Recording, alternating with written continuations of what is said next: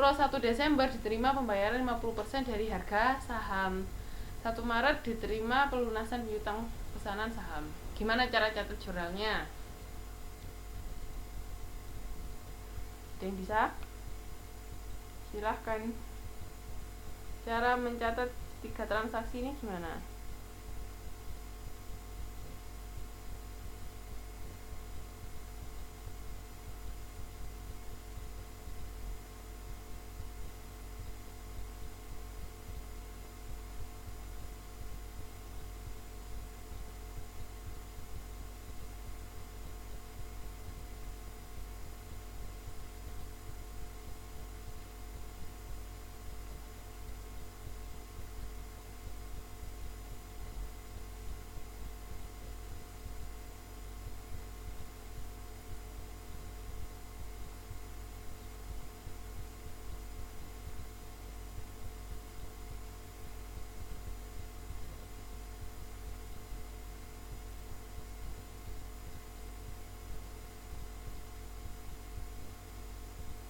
Mana?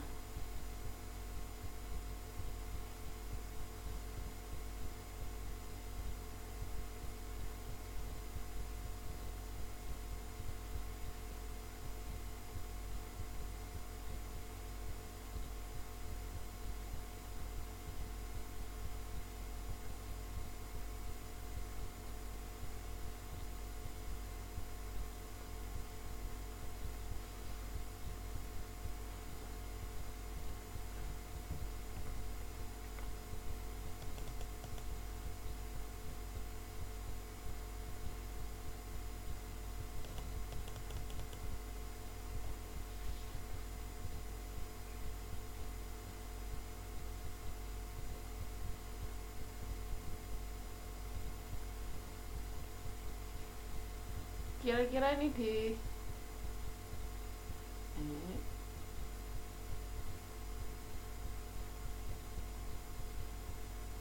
kok ada gedung sama tanah?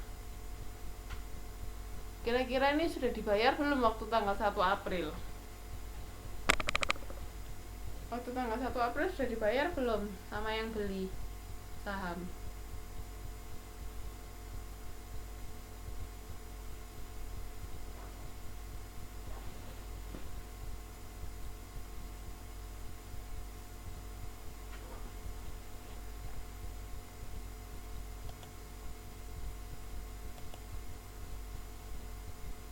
Belum.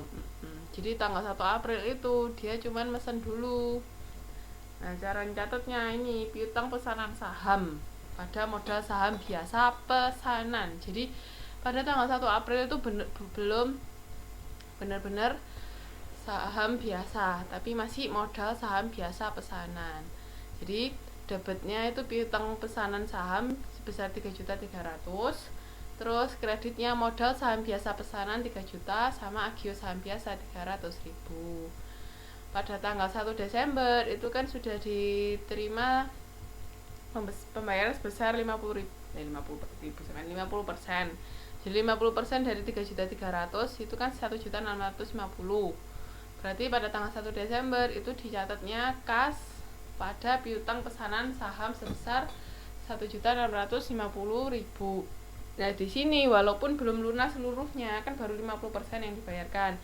Itu tapi sahamnya sudah diberikan semua oleh perusahaan ke si pembeli. Jadi makanya selain dicatat kas pada piutang pesanan saham, juga dicatat modal saham biasa pesanan pada modal saham biasa sebesar 3 juta. Jadi walaupun hanya dibayar 50%, sudah bisa diberikan semuanya sahamnya. Itu untuk tanggal 1 Desember. Sedangkan ketika melunasi, ya sudah. Ketika melunasi ya sama kayak atasnya lagi. Kas pada piutang pesanan saham. Paham ya? Dan beritanya kan enggak.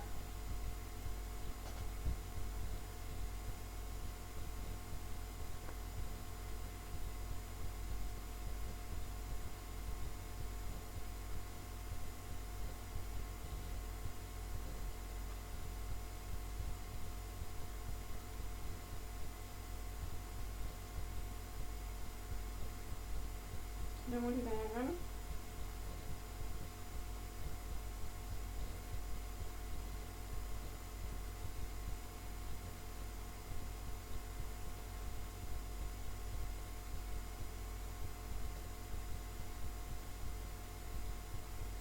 Halo, gimana?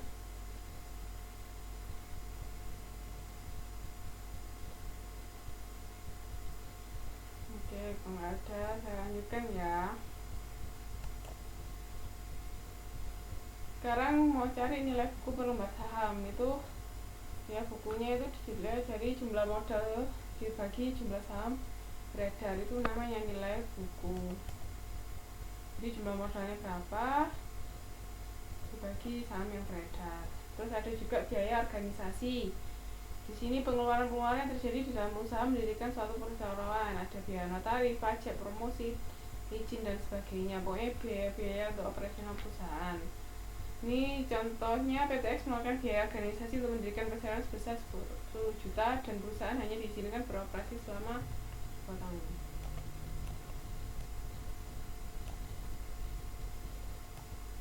Selama berapa tahun?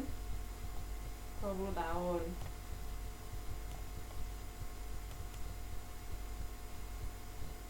Nah, kelewatan.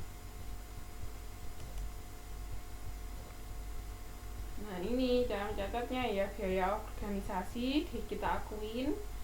Terus kreditnya kas. Jadi biaya organisasi pada kas sebesar 10 juta. Nah, amortisasi, ini amortisasi itu sama kayak depresiasi ya, cuman istilahnya aja yang berbeda. Amortisasinya itu sebesar 500.000. Itu dari mana? Ada yang tahu nggak 500.000 itu dari mana?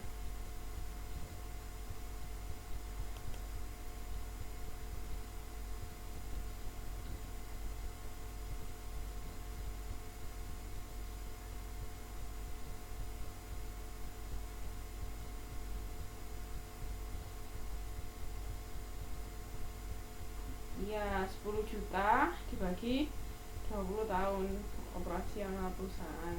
Karena kan 10 juta itu untuk 20 tahun. Makanya biaya depresiasi, biaya organisasinya 500.000 per tahun.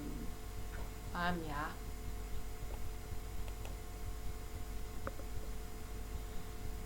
Nah, ini ada yang namanya saham treasury. Itu saham treasury itu dengan alasan tertentu perseroan memperoleh kembali sahamnya atau saham perseroan itu sendiri yang telah dikeluarkan. Jadi kan sudah saham itu sudah dibeli oleh misalnya masyarakat, terus kembali lagi ke kita, itu namanya saham treasury. Nah, ini alasan memperoleh sahamnya kembali yaitu karena saham treasury akan dibagikan atau dijual kepada karyawan perseroan itu sendiri. Jadi misalnya awalnya semua 100% saham yang dimiliki dibeli oleh masyarakat, tapi mungkin karena perusahaan mau bikin strategi baru, makanya 20% dari sahamnya ditarik kembali untuk diberikan ke karyawan, misalnya seperti itu bisa. Terus sebagai penanaman sementara di mana saham treasury kemudian akan dijual kembali, itu bisa jadi investasi jangka pendek. Terus untuk menjaga agar harga saham perusahaan tersebut tetap stabil, sama diperoleh dari sumbangan para pemegang saham untuk menambah modal kerja perusahaan, itu juga bisa. Jadi ini kenapa kok bisa sampai kembali lagi ke perusahaan. Nah, persamaan saham treasury dan saham yang belum dikeluarkan, kedua tipe saham ini bukan merupakan aktiva perusahaan. Sama untuk menghitung jumlah saham yang beredar, kedua jenis saham ini dikurangkan dari modal saham. Sama kedua jenis saham ini tidak memiliki hak suara dan pembagian dividen. Seperti itu. Jadi saham treasury itu tidak bisa dibagikan dividen. Nah, terus ini contohnya. Perseroan menerima sumbangan saham dari para pemegang saham sebanyak 1000 lembar saham. Ada yang bisa kasih contoh cara mencatatnya seperti apa?